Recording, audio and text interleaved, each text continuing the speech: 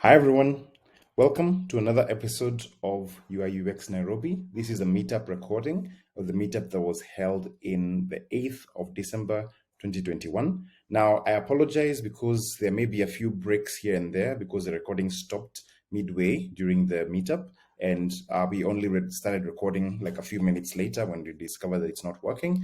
So I apologize for those small breaks. But other than that, this was a really awesome meetup. We got to learn a lot about the relationship between product managers and UX guys. And we also explored a number of other areas like the relationship between product designers and developers.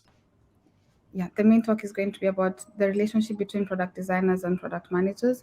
And if you go to the next slide, we're going to just talk about the background. And if you go to the next slide, who is a PM? So a PM basically is just, I just tried to summarize, it's like they're masters of execution, and the people basically try to ship not necessarily the perfect product, but the best product at the best timing. They also facilitate cooperation between people with different skills. So this can be devs, UXDs, or other collaborators such as UX researchers as well. And then also PMs primarily translate user problems into requirements and then into tasks. And lastly, they heavily support the UX designers' work and emphasize the importance of UX. So this is a brief breakdown of what product managers, who they are. And if you go to the next slide, just a summary of what UX people do. And I guess most of us are UX, so this you already know this. So UXDs embody the vision of the company in the interfaces that they build, and their knowledge, and it's usually based on the knowledge of user behavior. But they always have to keep also in mind business objectives. So a UX designer is focused on assessing the experience of users and then trying to come up with possible solutions to their problems and then designing for the best results for the users that they are that they're looking at. So if you go to the next slide, how product design and UX come together. Both PMs and UXDs, all product designers come together to create great products and that users will love and keep the business afloat. And if you go to the next slide, the two great distinctions are UX designers work on the expression of the idea, while product managers optimize the execution of the idea. And then lastly, one of the quotes that I found online that just made the relationship very clear is that product managers should be defining the what and then allowing the UX to execute the how. So that's just a bit brief background, but then we're going to jump into the questions section, and the two moderators are going to be Anthony and myself. And then today we also have Betty Rose and Felix. So I'll just pass on and to Anthony to lead the introductions, and then we'll jump into the questions.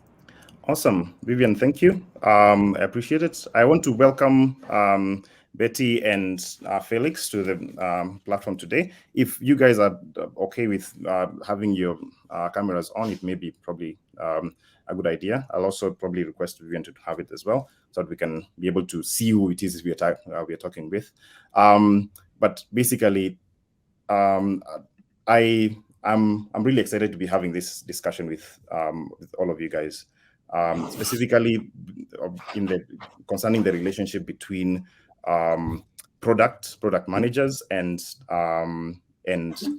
designers.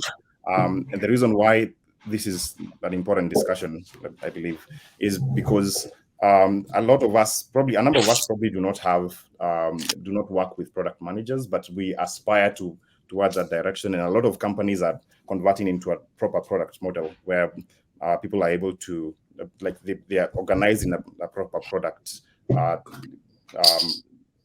organization that is more focused on, that has the structure where there's a PM and designers. And so I would like to probably start off by introducing our panelists today, Felix and Betty. Do you mind introducing yourselves?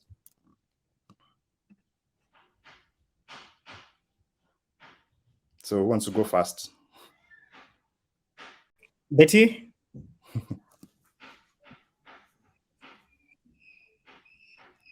Okay, hi everyone. Thank you so much for inviting me to this meeting.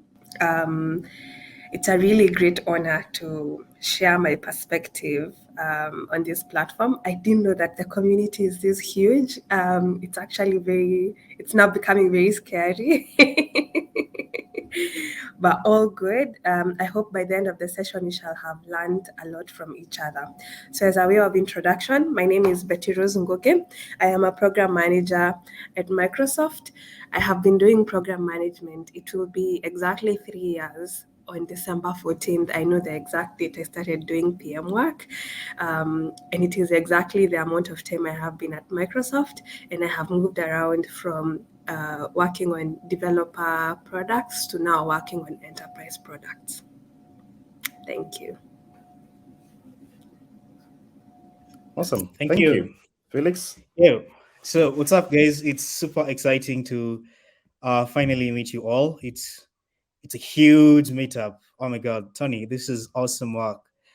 Tony spoke to me about this a while back. When you guys are having your first meetup, he suggested the idea that you guys, he was thinking of having a UX meetup for local guys that also be open to international of or offshore guys. And then I thought it was a good idea. I was hoping that one day I would get an opportunity to meet you all. And who knew it would be the second meeting. So I'm finally here. I'm grateful. So name is Felix Namutare, currently product manager at Proto Energy Limited. Um, Fairly recent to the role in the context of Proto Energy, though I'd like to think it's a role that I somewhat played in my previous assignment or the previous job I had before I joined Proto Energy Limited. And it's something I also think is going to come up as a theme today. Probably some of you, if you're occupying senior positions in your current assignments, and perhaps you do not have a clear product management role, you somewhat play some of these roles without it being particularly official. How I got into PM. So I did computer science for my undergraduate, and like every graduate student or like most graduates, I was very confused about what path I want to take. Yeah, and but I was sure about two things. I want to be at the intersection of people and technology. I don't want to be very deeply technical that I forget how to speak with people. I want to have a space where I can be at the intersection of the both of them. Yeah. And so I started hustling, looking for work, and I really did look for work, and I did not find work. I tarmacked the whole of 2015, and the jobs I was getting, I wasn't liking them. I was ending up being in those roles for like 2 months. I cannot even put them on my resume. Yeah. And so one time I worked on this company. It was a very small boutique consulting company, and it was an energy consulting company, and I was the only IT person, and I knew for a fact I will not be here for long. It is like my stepping stone to my next role. And something happened that I think changed the whole perspective. And here I'm going to share about also part of my belief system because I'm a Christian. And so this company, its office was right behind Oracle's office before Oracle moved to Westlands, yeah? So I think Oracle office, before they moved to Westlands, it was at Heron Portico. So when I was at this office, I could see the Oracle logo, and I kept telling God, God, this is the place I want to go. Like, you can take me everywhere, but this is the exact place I want to work one day. Yeah. And so I used to have that conversation a lot with God, and I could remind him, just remember, you can take me everywhere you want, but just know where I need to end up is Oracle. Yeah. And so, um, I had very good relationships with my university. And so when Oracle reached out to the university to interview for intern positions, I was like, the chairman actually forwarded my name, and so I went in for an interview, and I hugely flopped. I didn't get the job, but at the same time, I had interviewed at Strathmore for one of their scholarship masters, and I actually got it. So I was going for the 2 interviews, and I was like, God, I think we had this conversation. So why did you make me fail the other one and give me this other one? And I was like, okay, I think your plans are better. And so I went to Strathmore, and that was the last time I updated my resume, and it was the last time I ever applied for a job. I said, I'm not applying for any job, I'm not updating my resume, let me just concentrate on school. It was full-time school for 1.5 years. And so when I went for the interview for Oracle, the girl who was picked and I wasn't picked, actually gotten into Oracle, and she was my classmate in uni, and so she got in Oracle. And 1 year later, when her internship is coming to an end, she was like, Betty, there is an intern role here, and they have really tried interviewing people, they're not finding people. And when I ask them the kind of profile they're looking for, I think it describes you. Do you think you want us to take a chance? I was like, okay, I'll send you my resume, maybe see what happens. And so I quickly updated my resume and I sent it. And the next thing I got, like 1 hour was not over, the manager had emailed me and said, Betty, can we have a call tomorrow? And so we had a call. It was a 1 hour call, phone call, and I got an offer. I got into Oracle.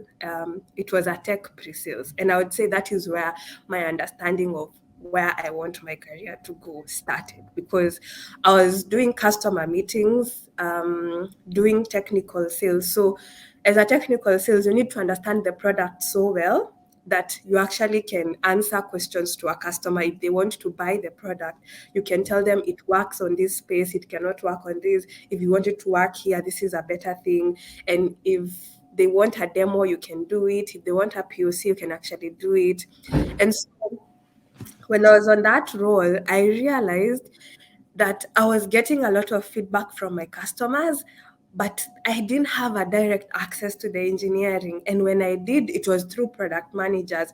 And there will always be a possibility of that information not getting to the engineering team the same way I collected it from the customers. And I started doing research on what role is going to still make me very close to the customer, but also bring me closer to the engineering team, so that when I get feedback from the customer, I can easily relate to engineering teams and we can work out something together. And so when I was doing research, I saw the PM role. I was like, yes, because I don't want to be coding, because if I code, I will not be able to talk to the customers. And so I started researching for the PM role. And initially, I thought I would transition to not EM, but PM role. I thought I would transition it in Oracle. And I started looking for roles internally, but that didn't work out. And so that's when I attended a recruiting event. I didn't know it was a recruiting event. I was taking my friend. My friend had said Microsoft are having an event, and they usually have like good meals most of the times. And I was like, okay, I'll just come, and please don't make me say I am Oracle, because I'll look like a traitor. And so we attend the event and we find our names with the companies we work for already printed. And we attended the event, and the whole time I was very conscious of myself. And then later it turns out it was actually a recruiting event for a PM role, and they reached out. And so I did all the interviews, and that's how I got into Microsoft. So I'd say I didn't have an idea of where I want to go, but the roles that I have been able to have in my life have continually shown me where like my passions and where like my abilities, and where like I feel more satisfied. And so once I discover something, I keep looking for it. Once I discover something, I keep looking for it. Yeah. And so that's how I found myself in PM. Yeah. That's an inspiring story. Yeah. Thanks for sharing it, Felix. Go. I think after this, I think I'll be calling you guys out to like a time limit. But I think the story part is really important, because it allows all of us to see ourselves and how we could be able to actually get to that same place by hearing how other people made it to where they are. So Felix, go. Totally agree. So I come from a self-taught technical background. What that means is, before I transitioned into the product management role, I was an engineer, self-taught for that matter, specifically backend. I've done backend work for quite a while. I think since 2015. That's when I started coding. So I attended the University of Nairobi. I did economics and statistics.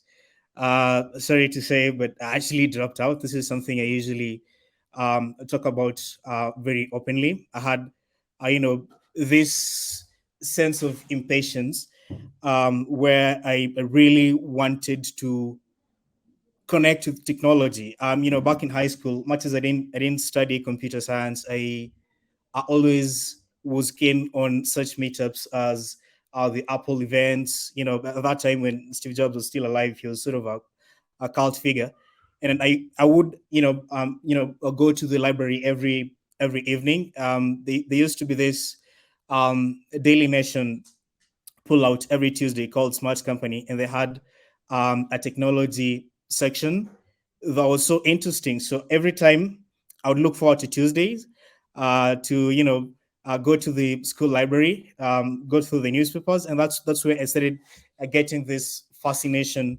with technology. Most of you will realize that I'm actually really extroverted, and then how I came to want to get into tech is sort of going to be a little confusing, but it's this extroversion, side of me that makes it easy for me to kind of be effective as a product manager, because as you guys are going to see, our product management is largely being an information router. If you can pick information, from one person, from one interest group, break it down into you know, if it's a complex business problem, break it down into something that technical people can understand, but also gather feedback from the technical people and express it in a way that laymen who, most of the time make business decisions as far as technical issues are concerned, then generally that is the product management role. So I got into engineering, but if you, some of you who are gone to the University of Nairobi know of the, is it ADD building, where the architectural, programs are, and sort of, I think, quantity surveying and such. They usually offer internet access to anyone else, really. So most of other people who are studying other degree programs would go there in the evenings to study. So I took advantage of that, using my laptop that I got from little savings I had, connected to the internet. YouTube, taught myself. Started with Java. Looked a bit complicated at that time, so I went back to HTML, CSS, did JavaScript. Before I could fully get into Java, I had there's a company that builds banking software. It's a local company based in Nairobi, and they were hiring for internship opportunities. Mind you, I just been teaching myself programming, had never built anything really. For the past like 3 to 4 weeks, I decided to apply. So the thing that really helped me during the interview is that I can speak, really. Yeah. So the interviewer would ask questions, and I'd go on a tangent, speaking about business context. And the good thing is that I had studied economics, and have maintained this fascination with finance. Most of the time, I would excel actually in projects that involve accounting, building for financial or finance processes such as banking, etc. So since this is a company that was building banking software, and I was there, much as I wasn't really, established as a programmer, but was speaking or was using business speak during the interview, he thought probably I would be a good fit for the role. Went in, first time I'm hearing about database management systems, and they were using an old language called Visual Fox Pro. Many of you, if you've been an engineer or you've interacted with engineers, this is a language that you probably don't know, because mostly nowadays people are doing web development. It's not a language that is well optimized for web. So at that time, they're trying to transition into modern technologies, and they wanted to do C#. So good thing is that I'm a quick learner. So during that time, I got to learn about backend kind of tech stack, Microsoft SQL Server, learning the C# language, different design patterns, different, architectural patterns, and stay there for a while. Now, my extroverted nature obviously would see me speak a lot during meetings. Whenever the boss or the team lead would be asking questions, I was there, being the first to answer. And it did look like I had talent for speaking. So the business would be more comfortable having me engaging customers or potential clients, by doing demos for the system. If I actually did fly a lot around the country, been to Kisumu, Mombasa, Isiolo, Turkana, whatever, name it, selling the system that you're doing. So it came to a point where the senior people, there was a disagreement, I think, with pay or something. So most senior people in the company quit, and that's where my break came. I was the obvious, natural team lead for the remaining team. Most of them were still junior, so we actually had to get to a process where we brought in sort of senior engineers to help us with the completion of the project. Much as I was still coding, at the same time engaging with business, gathering business requirements and translating them into actionable tasks that other engineers would do. The role I played was sort of, actually the official title was lead programmer. That's how they called it. But then if you think about the job description of a product manager, that's basically what I used to do on top of, writing code at the same time. So that project was successful. Managed to sell to a couple of clients across the country. Pivoted into the Sacco business, built mobile banking, CRM, and that's how I ended up, having some bit of a background working with CRM systems, and then local players like Africa's Talking, etc.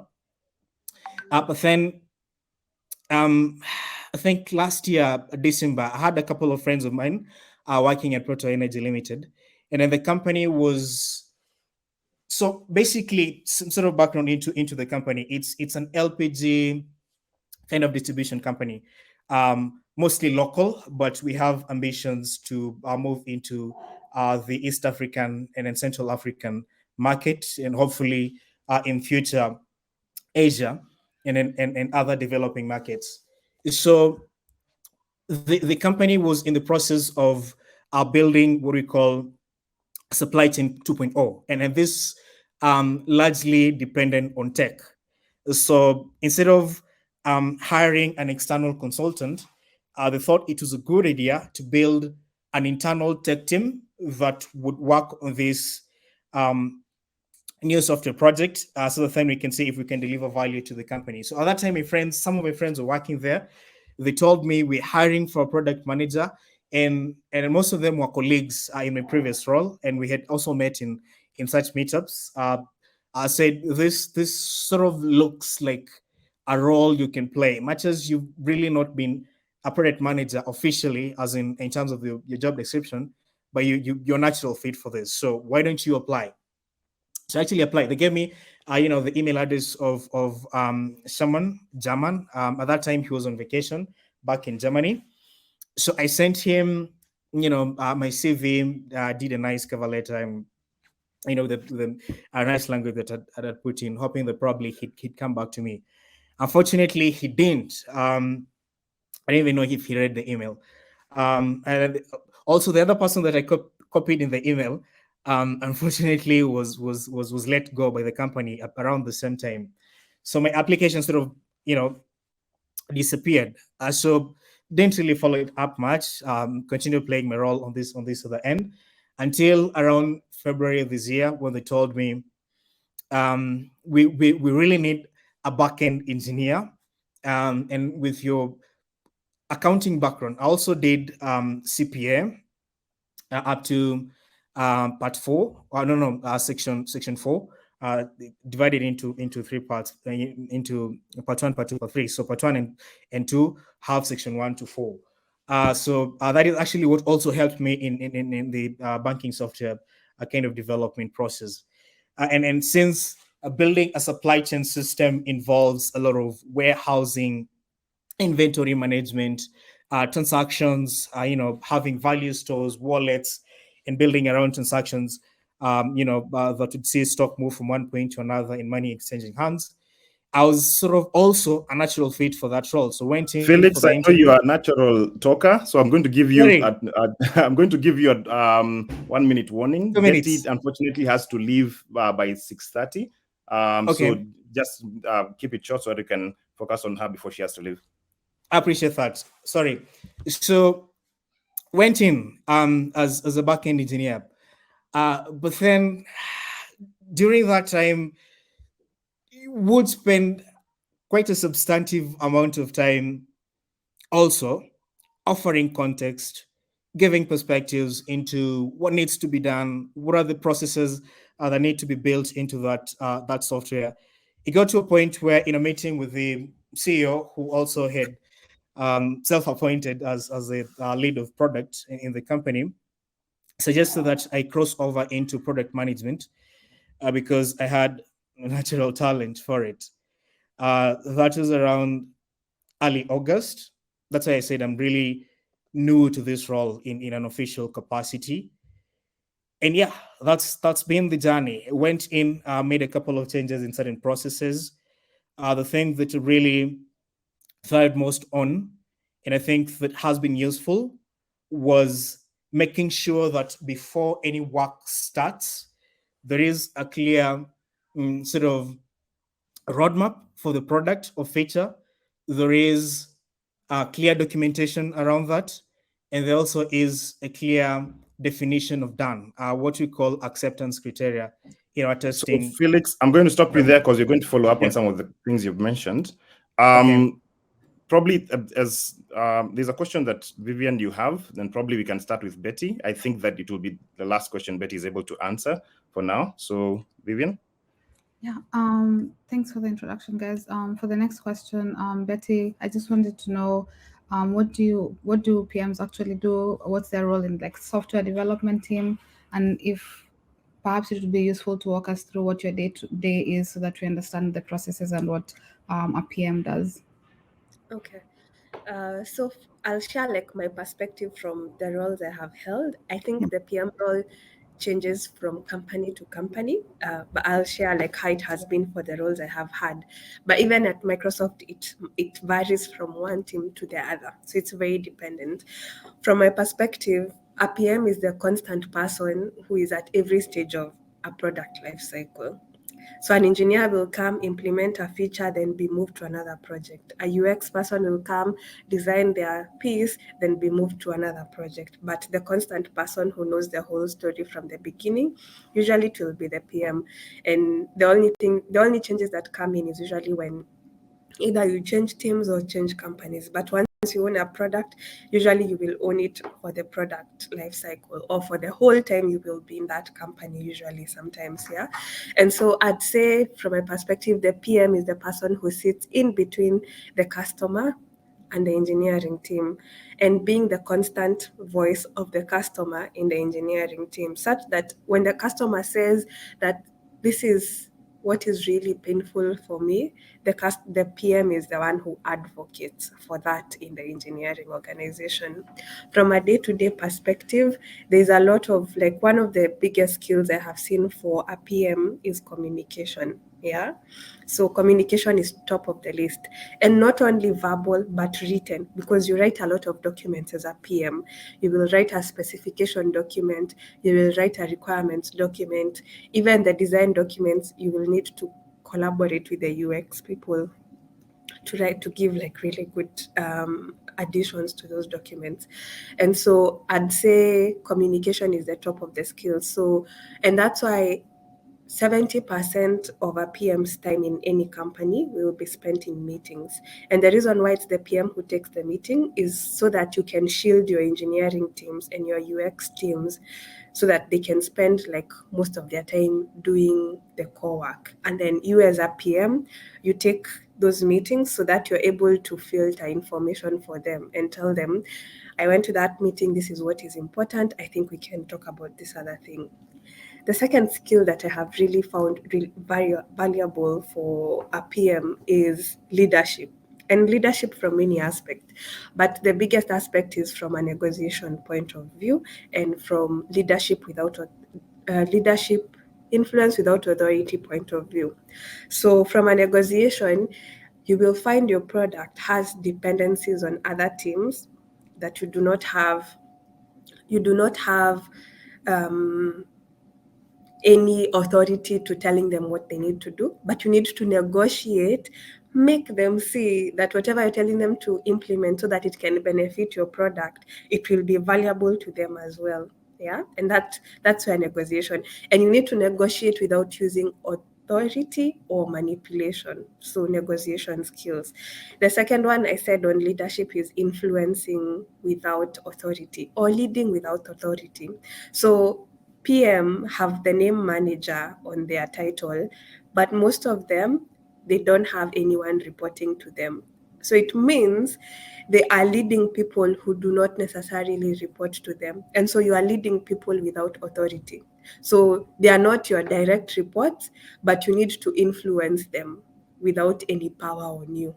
And that is one of the hardest things. I'm actually reading about it. There's a book called Leading Without Authority. Yeah.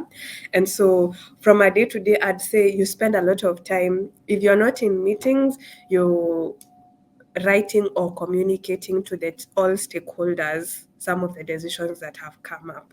And then usually it's not your role to follow up on say milestone, but you need to have an understanding of like the roadmap where we need to be and how the product is. You need to understand it technically because you will also be involved in the technical. Sometimes you will be, if for example, in my previous team, I was working on developer products. So my customer was a developer. So there is no way I'm going to work on developer products if I cannot understand how developers speak.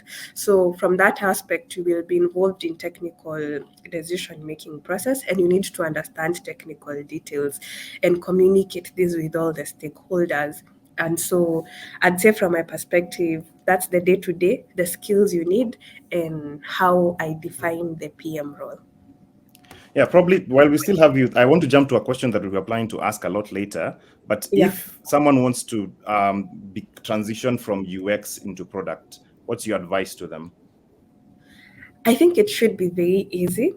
It should be very easy because the skills UX people have and the ones for PM are somewhat similar. And my assumption is that for you to be a really good UX person, you understand the technical details of a product. So if you say designing the UX of, say, let's say it's a shopping cart, you understand the ins and outs of that shopping cart. That's what I like. My assumption is, and so I'd say the transition from a UX to a PM should be actually. If let me just put it this way. If your degree or your experience is in a tech space, your transition to a PM role should be easier than someone who has no experience or background in a tech space. And the only things you need to figure out is what are the skills for the PM role that I'm applying for that are needed. So if it is a heavily technical role or technical PM role, you might need to invest time understanding some of these technical details. For example, if the product you'll be owning is an API, you need to understand the ins and outs of an API. If your product you're going to create is a simple website for that will be used by a non-developer user, then it should be very easy for you to transition. Your technical know-how will not be as deep as the PM going for an API role. So other than the technical details, the other things you need to think about is the other soft skills that you require: the communication, influencing or leading without authority, negotiation, leadership skills, like all the interpersonal skills. But if you understand the technical details, it should be easy to transition to any PM role from my perspective. Yeah. Awesome. I guess we are almost at the time limit that you had set. So thank you. I appreciate your time and being available to speak at the event today. So probably as we proceed, the next question I'd to ask into Felix. Vivian, do you want to proceed? Okay. Yeah. Thank you, Betty. So Felix, we just had a question about, you had touched a bit about this, but then tell us about how you typically interact with UX designers at the place you work, and then also what are some overlapping responsibilities between PM and UX as well. Well, UX designers are interesting people, and then let me begin with a bit of the friction, then I'll go to the good parts. You know, as a product manager, you sort of have this emotional attachment to your product. Okay.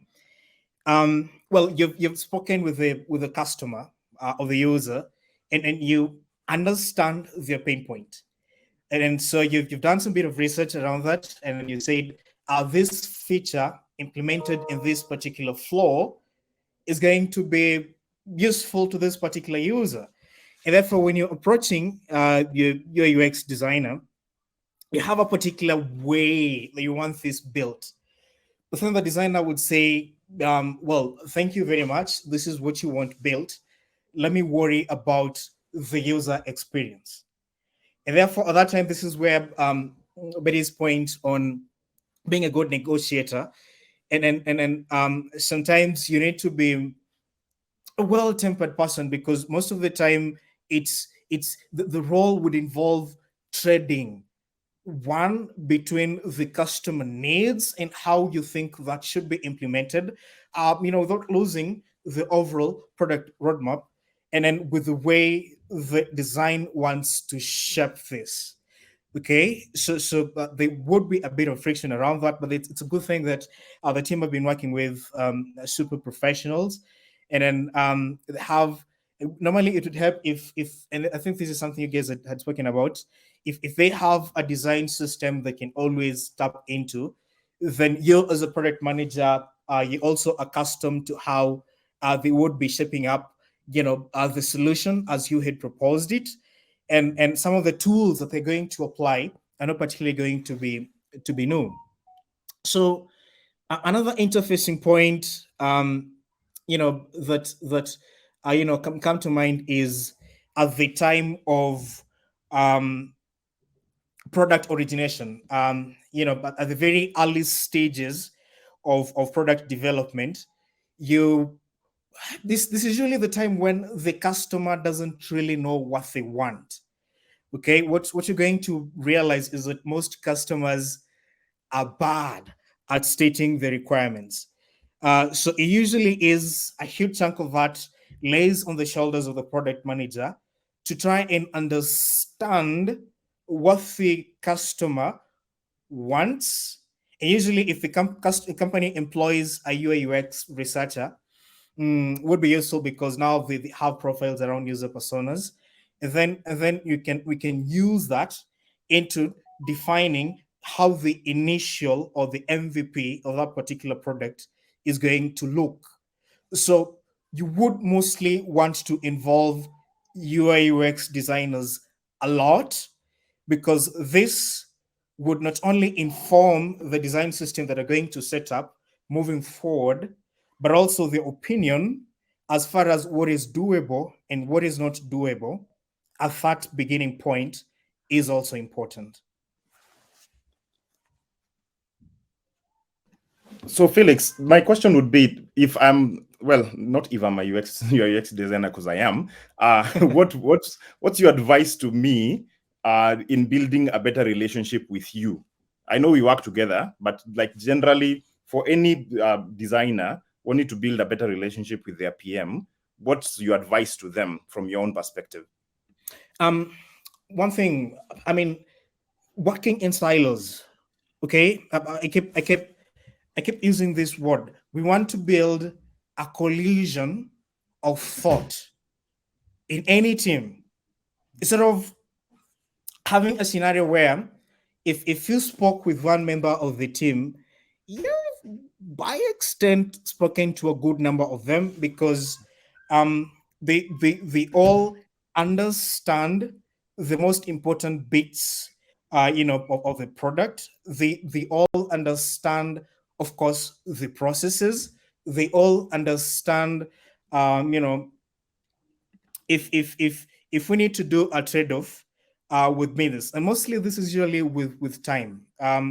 But the business would come to you and say, "I want this today and now." But there obviously is a process that would go into road mapping and doing some bit of research before you guys can even documentation, actual design, and then discussions around whether the designs meet the business or the customer needs or not. So to cut that time, you want to have what I usually like calling collision of thought, and this is going to be mostly achieved if you break down walls. Okay, I'd love to pop into a design session when you guys are having a design sprint or whatever, and be able to offer feedback there and then, and this feedback shouldn't be taken in the context that I, as a product manager, am attempting to engage in UI UX work, because that is a pushback that we usually receive a lot. And Tony, yourself, we've had this conversation. Yes. Sorry to bring this here. No, But I'm okay with that. Yeah. normally, as a product manager, as I said, you have this emotional kind of connection to the product, and then you want it to be a big, beautiful baby that everyone else is going to love. And if a certain flaw doesn't fit into what you think is the ideal, you're definitely going to want to speak it out. But don't take it as product managers attempting to engage in the UI UX work. And another thing is, UI UX people and product managers are usually banded together in many organizations, and they just call the product people. Okay, we also do that in our company, and therefore sometimes the context that the product manager has usually would be the same context that the UI UX designer has, because they've engaged in user research much as the product manager has. Okay, during the initial stages of product inception, the UI UX designers have been very much been part of the process, and so sometimes, and this is not to say we sometimes would slack at our jobs, but helping in this funneling of the information. Primarily, I understand the product manager would be the information router, trying to build consensus across different departments and different teams.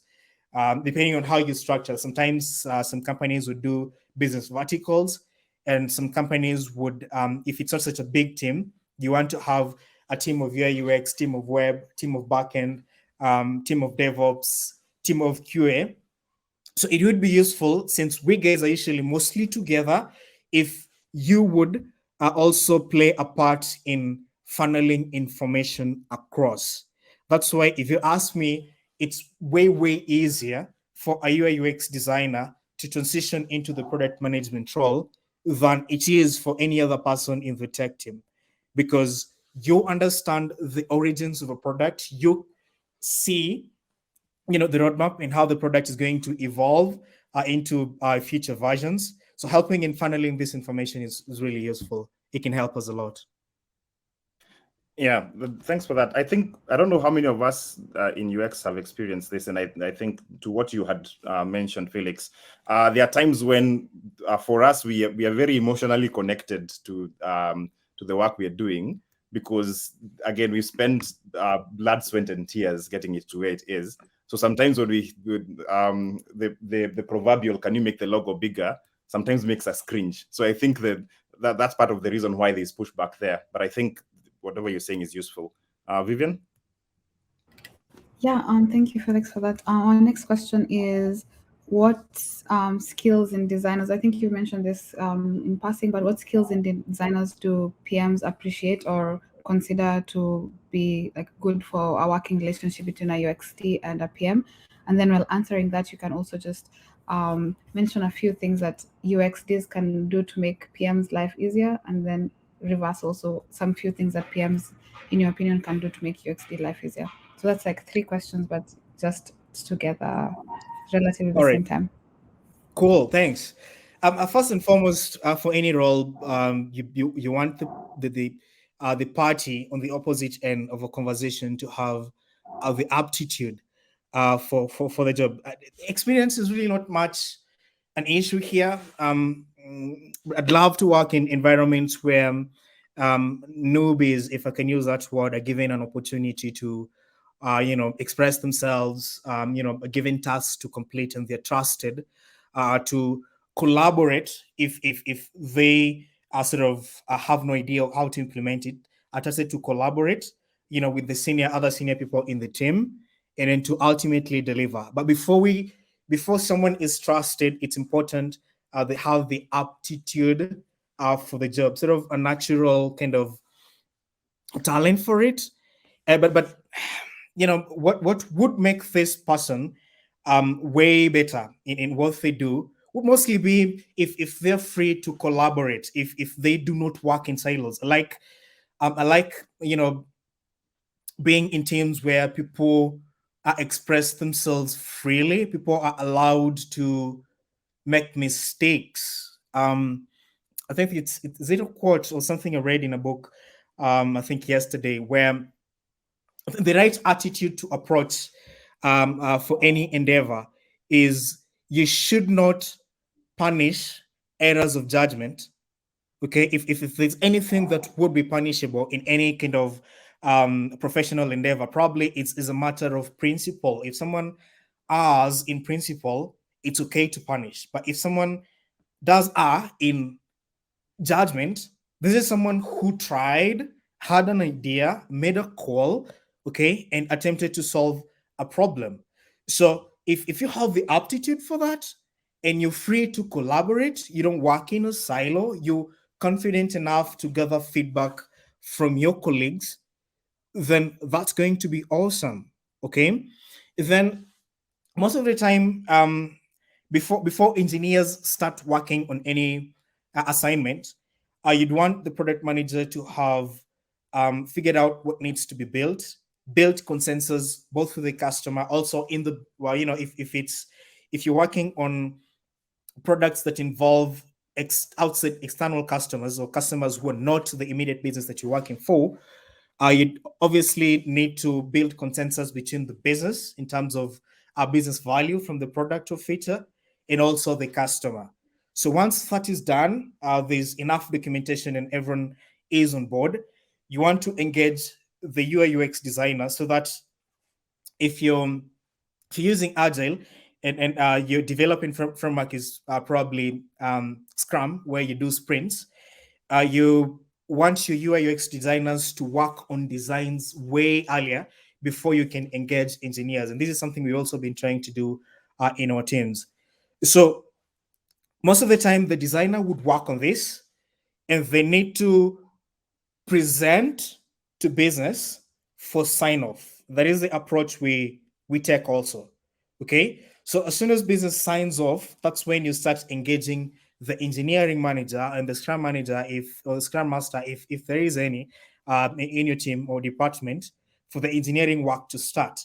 So you sort of want your UI UX designer to be good at communication, okay? Because you're going to do a demo, basically, of the mocks that you have. You want to explain your thought process to the business for them to go back to Recording is on. not working in silos, helping us with the expression communication, because you've worked on the design, you know what's and how different transitions are going to come to be as far as the implementation is concerned. So it would be useful if you can also take a pivotal role in sharing this, in funneling this information across the different segments or chapters of the team.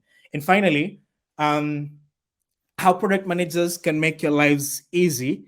Well, one thing, the product manager needs to know what needs to be built, have some sort of clarity, okay, before you engage designers. Because coming to a designer and before building consensus with business or the customer is just going to create a back and forth scenario where the designer got requirements from you, went and mocked something up, came back with it, the business and the customer looks at it and say, what is this? This is not what I want. This is not what I asked for. So it's going to be useful if us, and this is something I endeavor to do a lot before engaging the team, I need to fully offer context, offer perspective into what's required before designers can begin working on anything. And it's also useful to let them, if some things are not particularly clear, on work on low fidelity mocks. Just give us the low fidelity. We can use that to extrapolate and make business decisions around the product moving forward, so that by the time you guys are getting to the refinement bit, building in the proper design before we push it to the engineering, we've all engaged business and we are on the same page. And the last point that I also wanted to put across is it would be useful if us, and if this is a frustration you guys are facing in your teams, if your product managers allowed you to be a couple of sprints ahead of the other team. It's so frustrating if you have a handoff scenario waiting where the backend guys can't do anything because they don't know how the endpoints would look like. They don't know how to set up the kind of payloads, because that needs to be informed by the designs. And then the Android guys or app guys can build the UI flaws because they're waiting for UI UX to do the mockups. But then you want to engage all these people building the same thing within the same sprint. Basically, what you're asking UI UX people is to do a sprint the first 2 days, and then at that time, everyone is just sitting around waiting, spend sleepless nights trying to mock something up before that handoff happens. And it's something I want to also, push in my team, that the UI UX people or designers should be 1 or 2 sprints ahead of the rest of the team. And this you can only achieve if you have a clear product roadmap and you build consensus and agreement with business. Yep. That's for sure. Probably something to comment there is it's really awesome when you have someone like the PM you're working with really knows exactly what's going to be built, and they may not necessarily know how it's going to look, but they have an idea of here are the different things that needs to be there. So one of the things that I appreciate in PMs is having clarity, a level of clarity of thought, and being able to answer questions with specificity at the very early stages. So one of the questions that has been asked in this, and probably we can jump onto that before proceeding with the other questions we had. This is a question from one of the people within the team, within the meetup, is product management seems a lot to be similar to project management. What's the difference in your opinion? Well, so from the experience of a product manager in the actual sense of the word, is there's some element of product ownership. Okay, you I see some teams calling them product owners, right? And so this would be the person who is involved in road mapping.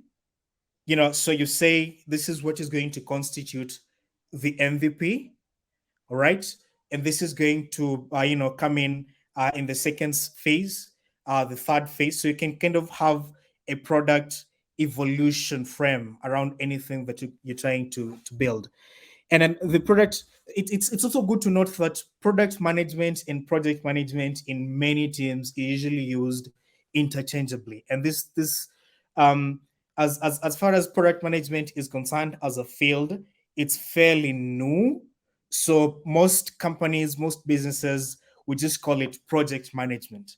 And especially in my team, where for a long time we really haven't had an engineering manager or Scrum Master for most of the for the rest of the year. Really, the product managers, in my experience, have been called upon to not only play the product management role in the team, but also to act as overall project managers. What are the timelines for this particular project? So you're going to come up with gunshots that detail this is what you're going to do the first 3 weeks, and then this is going to tie into for the next 4 weeks and such, and that goes into project management. Basically being keen on timelines, being keen on making sure that every member of the team is aware of what's happening, they're well briefed on what they need to do, and they're all working in a proper coordination. So it's a term that really, or the distinction between the two is not particularly clear at all in the industry. Yeah. Okay, cool. Actually, we are headed towards the closing, and I would want to ask you a question that is not necessarily related to PM, but it's one of the questions that plagues us as UX designers. Is the relationship between us and engineers? And you have been an engineer for most of your time, and so and like as I've mentioned to the guys in the meetup, we've worked with Felix for a while now, and we've had a number of times when we've clashed. And so, what's your opinion on like how to manage? How would you as a developer like us to interact with you in a way that helps you do your job better? And likewise, how can developers make the lives of UI UX designers better or easier, I guess? Well, first of all, in the mind of a developer, sorry to say, but designers do not understand the nitty-gritties of engineering. All right, developers would normally would think so there's they usually like to think they're the center of gravity of any team, and this is something that is usually said a lot. The 100 people would say, well, in my previous job I really didn't used to have designers. I built my UIs from scratch. I don't think a designer is really useful to me. The web guys would also say, well, I can just go online and download a dashboard. We usually have marketplaces where people can buy complete UIs that have the different UI components. Then you can use them. And most people who start building, you should be careful not to be stoned.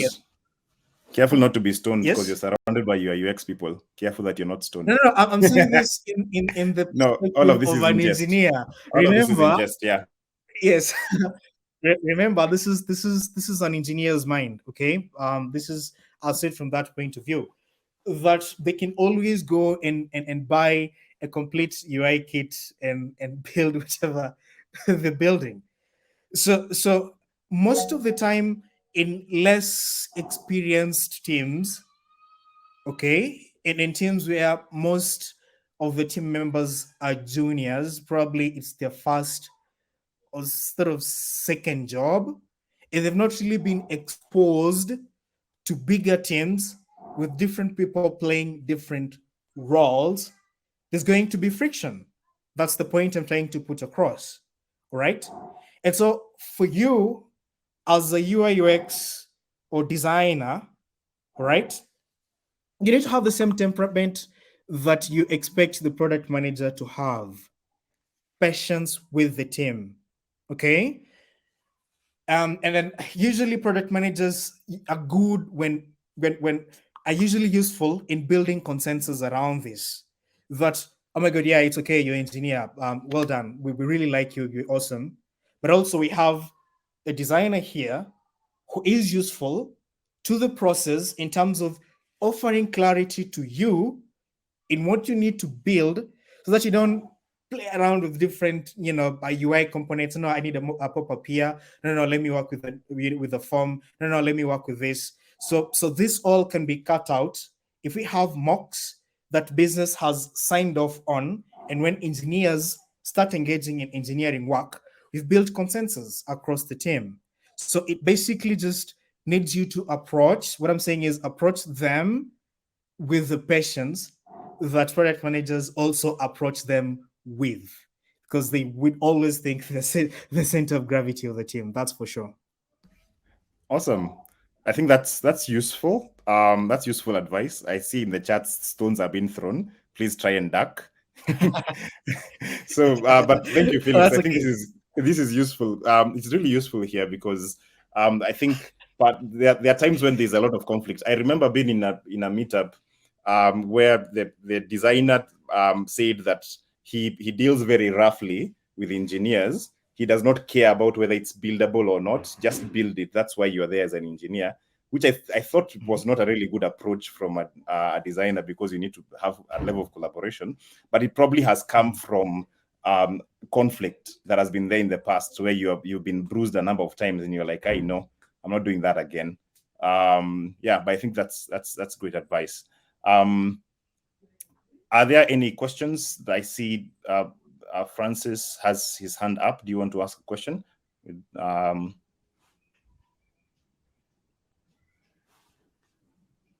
There's quite a lot of feedback here. Sorry, I wasn't reading because, well, I was talking. Yeah. Because all I do is talk, but I'm trying to go through most of them, and interesting points. Nice feedback, guys. Questions? Awesome. I don't want talking.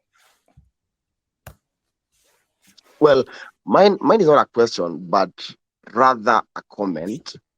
At times when you have developers and designers fighting over what to build, at times it's if you look at it keenly, it's usually from an uninformed perspective. For instance, like if you're building a feature and it's not driven by user insights, yeah, it's different because, like, let me give an example.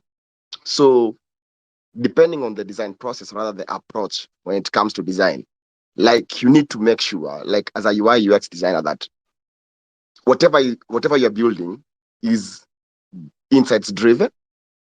And by the time, like if you build, for instance, a low fidelity mockup, and then this low fidelity mockup is informed by user insights, if you test it out thoroughly and then hand it over to developers with insights from those users, it's usually so easy for them to implement that, as compared to saying we would want to have this feature on this product and then asking the devs to build it, and then all of a sudden you have to change that feature again.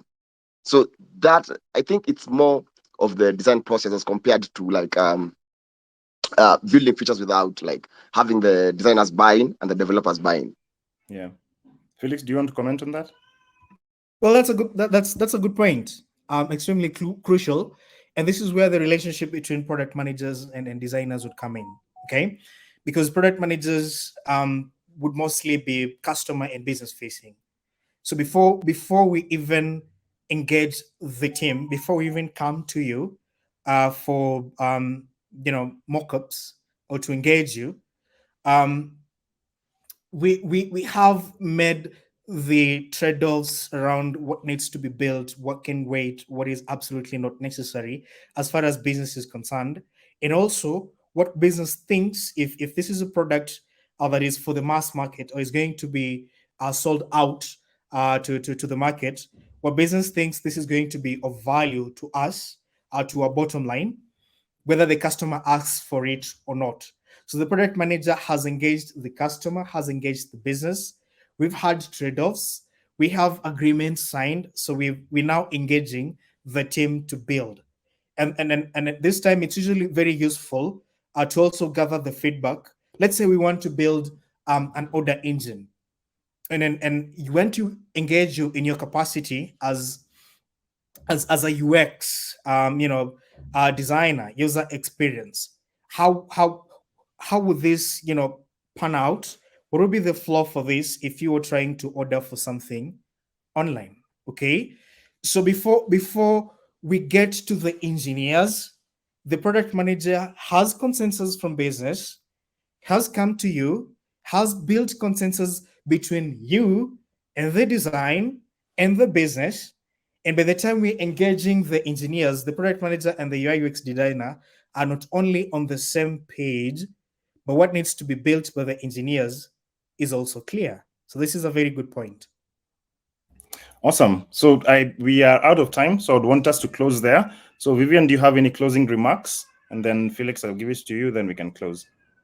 Yeah, thank you so much, everyone, for attending. Thank you, Felix, for the great insights. I feel like my biggest takeaway is I need to be over communicating more with PMs and just trying to ensure that I know that they know what I'm building and what they're making. And also, I really like the point of where you said PM should try also work with you to ensure that the roadmap is clear and what you're building, even if it's just lo-fi mockups, is fine. So yeah, that's all I had to say. Thank you so much, everyone, for attending. I'll drop my LinkedIn on the comments and looking forward to our next meetup. Awesome. Before we close, Kit Kai, our resident, you've really helped us with the Figma. Please, you want to speak, so please go ahead. Yeah, I wanted to add, there's a platform called ADP List. It's a mentorship platform if you're looking for mentors, especially overseas, abroad. It's free. You can join and you can have a one-on-one session with the UXs from Apple, Facebook, and all that. So I've added the link on the chat. That's all. Awesome, Kit Kai. Thank you so much. Felix, do you want to give the closing remarks as we end?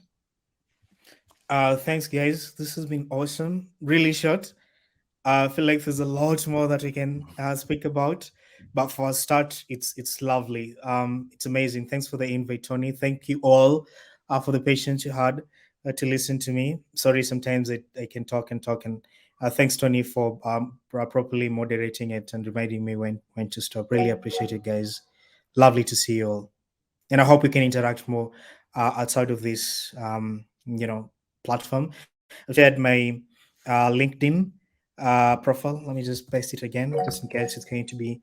But I also paste it in the Figma file. But all in all, I'm honored to have spoken and interacted with you guys today. Thank you.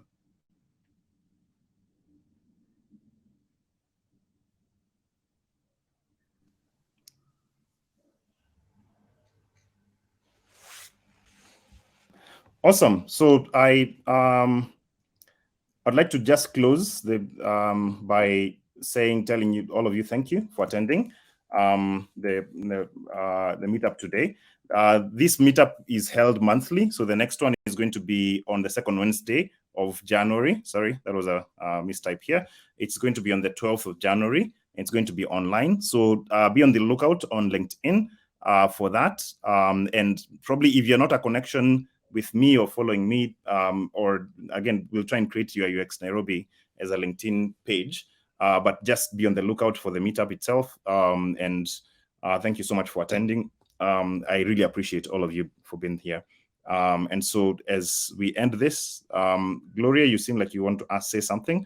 I don't want to hold you from saying it, so please proceed.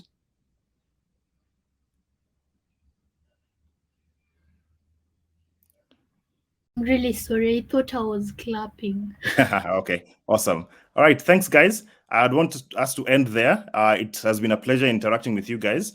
Thank you so much to everyone who has contributed to making this a success. Specifically, I want to give a shout out to John Muge, who designed the poster, for this meetup today. And I want to appreciate Vivian, who was the co-host today. Thank you so much for